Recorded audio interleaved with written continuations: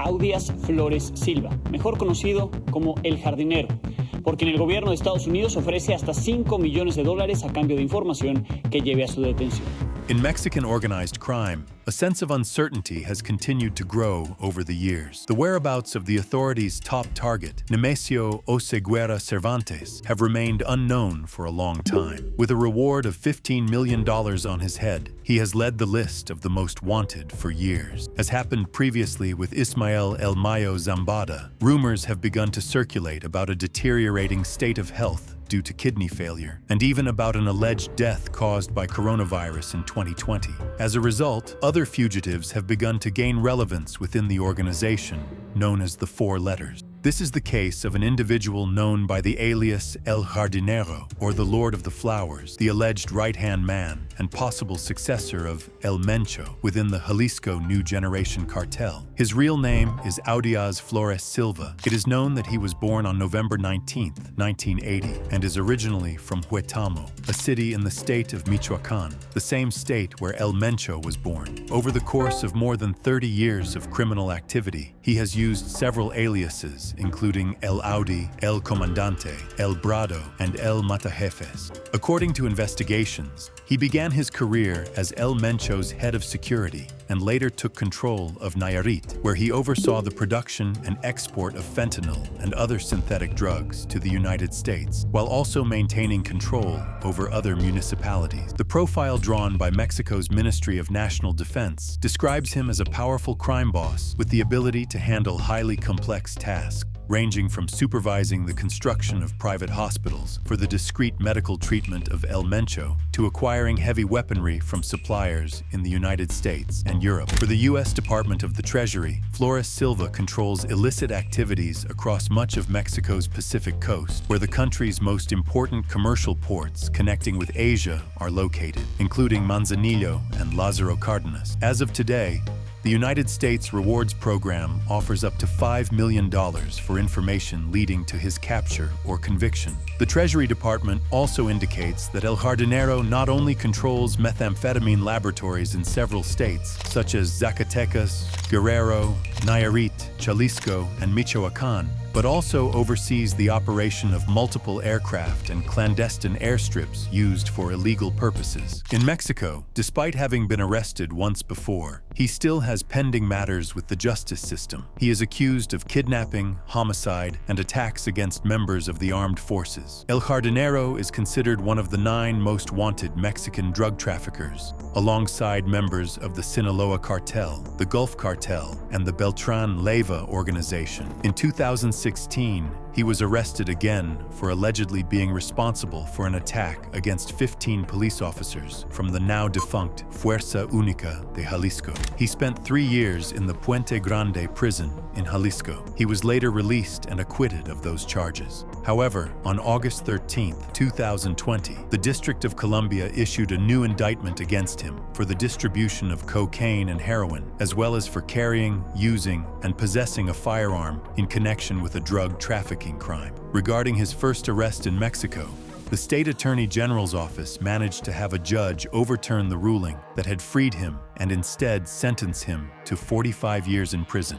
After filing an appeal, the 10th Chamber of the Jalisco Court of Justice also imposed a fine of 314,000 pesos, along with an additional payment of 192,734 pesos as compensation for damages to each of the victims. Evidently, for this sentence to be enforced, he would first need to be recaptured. Despite maintaining a low profile, the accusations against him have continued to increase. What was confirmed, however, was the killing of his brother, Jesus Miguel Flores Silva, who was shot dead by gunmen in Mazatlan in 2022. A woman was also killed in that incident. According to local media reports, on Sunday, November 13th of that year, the couple was being followed by armed assailants. The manhunt for El Jardinero intensified after November 19, 2023, when he was accused of being responsible for an attack against military personnel in Teocaltiche, Jalisco, in which 3 soldiers were killed. This led to an intense operation aimed at recapturing him, during which he reportedly crossed through his residential complex without being detained in Guadalajara.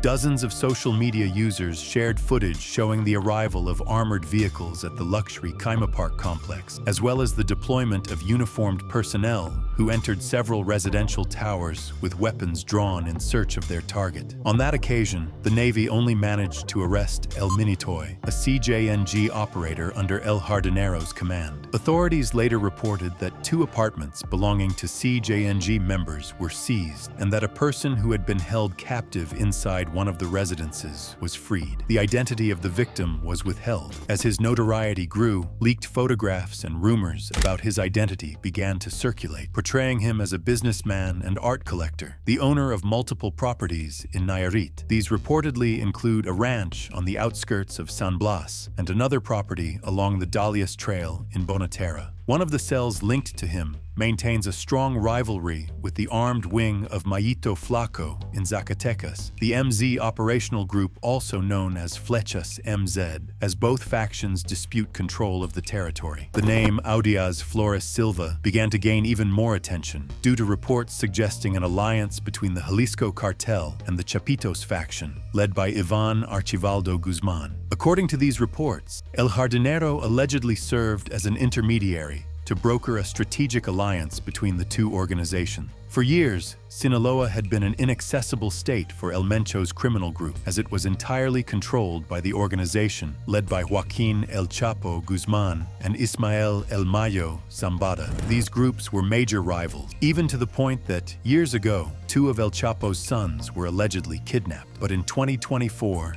everything changed.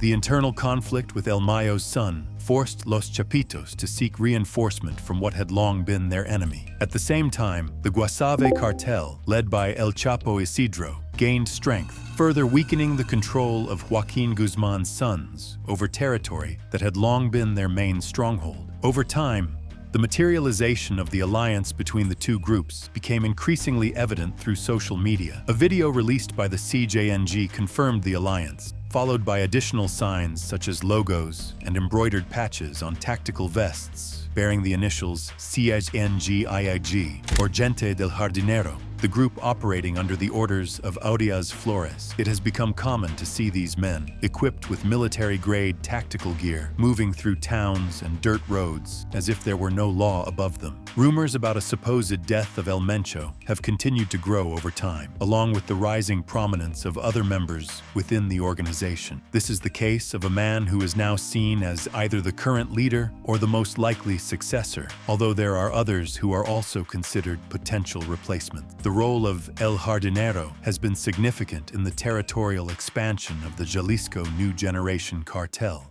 According to a recent report by the Drug Enforcement Administration, DEA, this organization has become the first criminal structure to establish operational presence in all 32 states of the Mexican Republic. Authorities emphasize that this expansion was not the result of spontaneous growth, but rather of a sustained strategy involving regional operators, logistical control, and selective alliances. In that context, figures such as El Jardinero are believed to have played key roles within the CJNG's operational apparatus. Journalist Oscar Balderas, who specializes in organized crime, has described him as a sadistic bodyguard, stating that Audias Flores has achieved what no other regional boss has managed to do: keep his leader untouchable. The United States considers him a key figure within the CJNG structure for the introduction of illicit substances into North America. To date, there is no information from Mexican authorities confirming the death of Oseguera Cervantes, and the DEA continues to identify him as the active top leader of the Jalisco New Generation Cartel. In 2021, the U.S. Department of the Treasury placed Flores Silva on its blacklist. Through the Office of Foreign Assets Control, OFAC, he was designated as a significant foreign narcotics trafficker, a status that entails economic sanctions and restrictions on U.S. individuals and entities seeking to conduct transactions on his behalf. Audias Flores Silva represents the CJNG's ability to operate on multiple levels, from drug trafficking to territorial control and extreme violence. In Mexico, the Lord of the Flowers remains a fugitive, symbolizing a new chapter in the country's criminal underworld. Here at Crater, we bring you content on a regular basis with the sole purpose of informing and documenting each case objectively. Remember to subscribe to the channel so you don't miss our new releases every week.